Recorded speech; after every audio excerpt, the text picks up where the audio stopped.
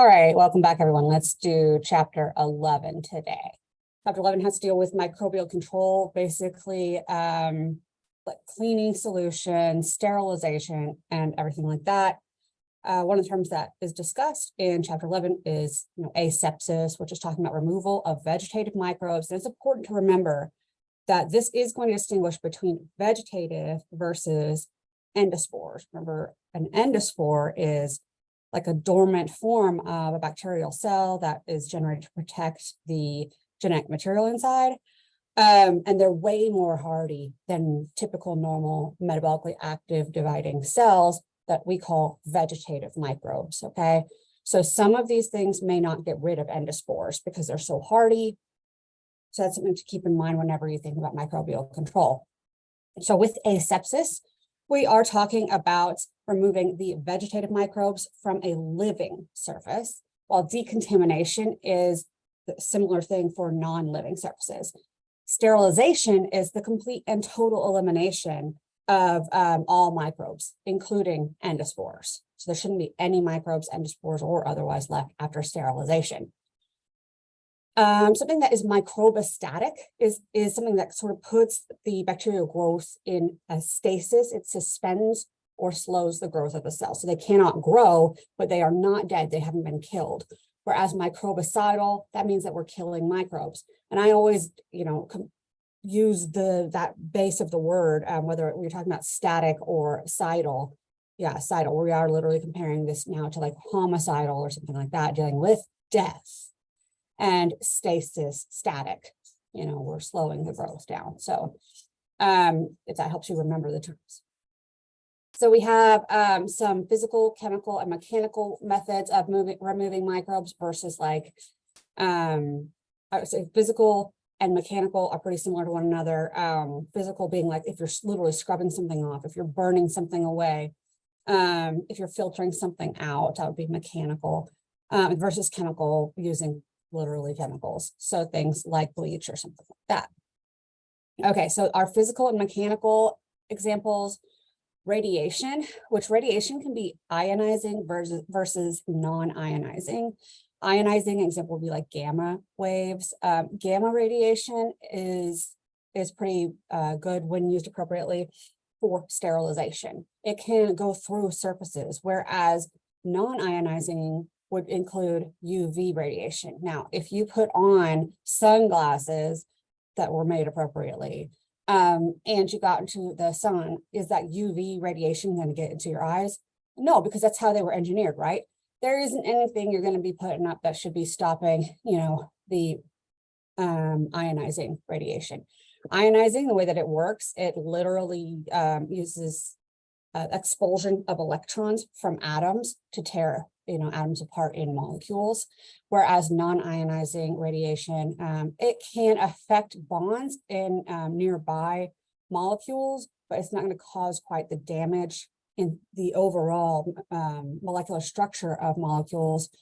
It just can cause some issues with like DNA and wouldn't be able to replicate, but unless it got repaired, for example. So you can sterilize with ionizing. You cannot sterilize with non-ionizing because endospores will be hardy and everything like that, and some bacteria can repair the damage. Okay, we're going to get into these more in a little bit. I'm just getting ahead of myself.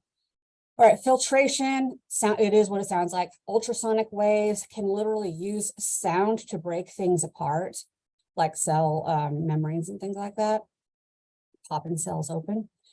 Heat, we're talking about moist or dry heat. So moist literally just with water. So steam, pressure, and heat, that's how autoclaves work. And that's what we use typically to sterilize like surgical instruments and things. There's also this thing called tyndallization, and pasteurization works pretty similarly, but over faster change between temperatures. So that's going from hot temperature for a period of time and then letting it sit at cooler temperature or rest at a cooler temperature for a time, and then cycling back and forth however many cycles you need to get rid of whatever pathogens you're trying to get rid of, right? That's how pasteurization, like for your milk, would work as well, but it's just a faster cycling. And we have boiling. Boiling does not sterilize. Boiling does not sterilize. It can kill vegetative microbes, but it will not be getting rid of our endospores, and some really hardy bacteria might survive it as well. And then we have cold. That's not going to kill anything, really. Most cells can survive the cold, not all of them. Some of them can be killed by the ice crystals as they form if you are freezing them slow enough. It tends to be that if you are freezing something ultra fast, like with liquid nitrogen, the crystals aren't large enough to cause damage to the cells. So it's actually going to be preserving the cells better. So colder and faster freezing is not necessarily better.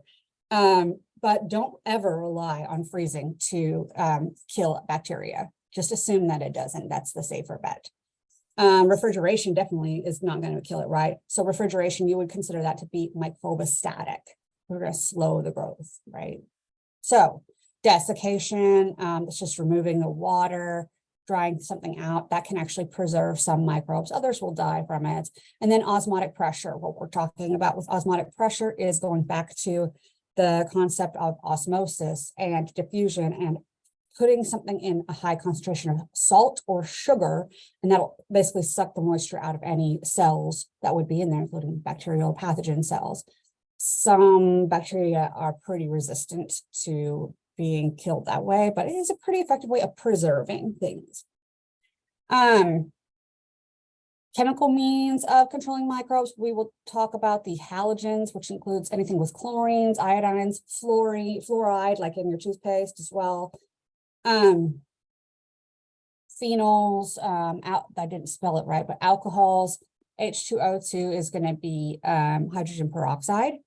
Surfactants, detergents, and quats. Those are terrible at killing things on their own, but they are good at kind of opening up the target cells, the pathogens. I don't want to say poking holes, because it's not really like that, but it just, we've talked about the structure of the lipid bilayer, right? Where you have these charged phosphate heads and they all stick together, and the hydrophobic tails and they all stick together. And the other side is the same thing. We'll call this the phospholipid bilayer. Each of these is a phospholipid. Phospho being for the phosphates, that's for the heads that have a negative charge. The lipids are in the middle. They are hydrophobic, water-fearing, because they are non-polar, so they don't interact well with water, which is a polar molecule. So we've got this charge out here, the negative charge, and so on and so forth. This goes on and creates a whole layer around the entire cell, right? We know how the lipid bilayer works. Surfactants come in and they will have their own charged head and their own kind of hydrophobic tail, but their chemistry and how it operates is pretty similar to the lipid bilayer. So these guys can come and stick in between, but when they do that, it causes the structure of the lipid bilayer to sort of fall apart, and that will open up the cells. And that allows more toxic compounds to get inside of the cells more easily and make them more effective. So oftentimes you will be pairing surfactants with another compound that might be able to kill the bacteria better. This includes like whenever you go into surgery and you do a scrub, there's a soap aspect, that's our surfactant. We're using mechanical as well with the scrubbing itself, literally helping to remove things. And then on top of all of that going on, we have chlorhexidine, which is going to be something that can kill the microbes, especially whenever we have opened them up with the surfactants. So those things can work together to actually be more effective that way. So yeah, so I feel pretty good about that. So that leaves us there, aldehydes. So we know about aldehydes like formaldehyde and glutaraldehyde and that. If you guys have taken anatomy, then you probably definitely know about that. It's just used to preserve dead bodies a lot of the time. If you die and they are going to be showing the body or keeping it in a casket prior to, burying it, then they will embalm, and embalming involves those types of chemicals. And that is exactly what it's for. It's for preventing bacteria from growing and causing decay of the tissue. Then we have The gases, this will include ethylene oxide, which is very toxic to people, but we can sterilize entire rooms with it. So that's the thing that makes it useful. And then we can vent it into the atmosphere, and it'll eventually dissipate and be fine. It doesn't stick around like that. Okay, so moving on. So those are the rundown of the chemicals and the methods that we would be using for microbial control. Sterilization is typically most commonly going to be achieved via autoclave. If you're going to be working in a hospital or as a vet tech in a veterinary hospital, veterinary clinic, you will be using autoclaves. They might be tiny ones, like desktop sized ones, or they might be the big ones. There are even autoclaves that are big enough that you could walk into. So yeah, they can be all sorts of different sizes, but basically they use heat, steam, and pressure to sterilize things about 121 degrees Celsius at like 15 psi, and all that together with the moisture from the water helps it be more effective. It has to be touched by the steam though in order to be sterilized. So inside of things, if they aren't opened up and exposed to the steam, if they're closed off, the inside will not get sterilized. So it's not just the temperature acting there, it's also the actual steam itself contacting things. So that's an important thing with to remember with autoclaves. We have incineration and filtration. Incineration is literally burning things like what we do with our loops in the lab, and filtration is just what it sounds like whenever we're filtering out liquids or filtering out the air, like with HEPA filters. We're just removing particles from the air or the liquid using little tiny microscopic holes in something to trap things. You can sterilize with filtration if the holes are small enough to trap all possible viruses. Yeah, if you still have viruses left over, by the way, it's not sterile. Okay, ionizing radiation and non-ionizing. We already talked about this. We don't need to go over this again. Another process to make liquids safe. We talked about pasteurization, heating and cooling, and cycling between the two. It can be used if you use it for long enough and use it correctly to remove pathogens, but it's not going to sterilize things in the milk.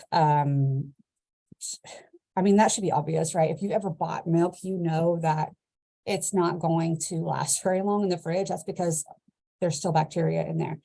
They're not necessarily upfront, pathogens. We've tried to remove those with the pasteurization, but there is still some bacteria in there. So be aware of that. It's not sterile. Halogens, that's going to include, and I know I mentioned just a second ago, chlorine, fluorine, and iodine preparations. So even iodine tinctures, anytime there's a tincture, that is whenever you have alcohol and water and you're mixing in the halogen like with that. So that's a tincture. If it's, yeah, so anytime it has alcohol with it. You can with some of them. I'm not going to go through which ones, that's for the bigger lecture, and you are welcome to look it up in the book. There are some excellent tables for that, for reviewing. So I do recommend going back and reviewing the tables as far as like which ones can sterilize and which ones are, not going to be able to sterilize, going to leave behind some endospores or something, and all of that, and what's what and everything. That there's, I forget what it was called. Maybe I have it on here. No, I didn't. I hoped that I had it, but I did not put it on here. But it's in the beginning of the lecture for this chapter, and it is in your book. That's like probably the better place to find it. You guys should be using your book more. People complain a lot about how like we never use the book for the class. You're supposed to be reading the chapters, guys. You're supposed to be, okay? You heard it from me. Now you know. Do what you want, you're adults, but you are supposed to be. Okay, that's why the pages are on your syllabus. Moving on. So alcohols are pretty good for destroying vegetative microbes. They're going to be better for things that are membrane dependent. What I mean by that is like if you have a gram negative, remember gram negatives have an inner membrane, a thin peptidoglycan layer, and an outer membrane. Alcohols are effective on membranes. So gram negatives are going to be affected more by alcohols than gram positives will be. They'll still be effective on some of the gram positives, but alcohols are not going to be used for sterilization. Remember, they also evaporate very quickly. I mean, you know that. And we talked about the surfactants already and how they help other chemicals penetrate. So that is pretty much the basic rundown of the concepts covered in chapter 11. Again, this is not covering everything. I recommend going back to the beginning of that lecture and going over that table is probably your best resource, because it just lines everything up, as well as the terms like sterilization versus asepsis and all of that stuff. So yeah, so that's it for chapter 11, and then I will see you guys for chapter, yes, 12 comes after 11. Yeah.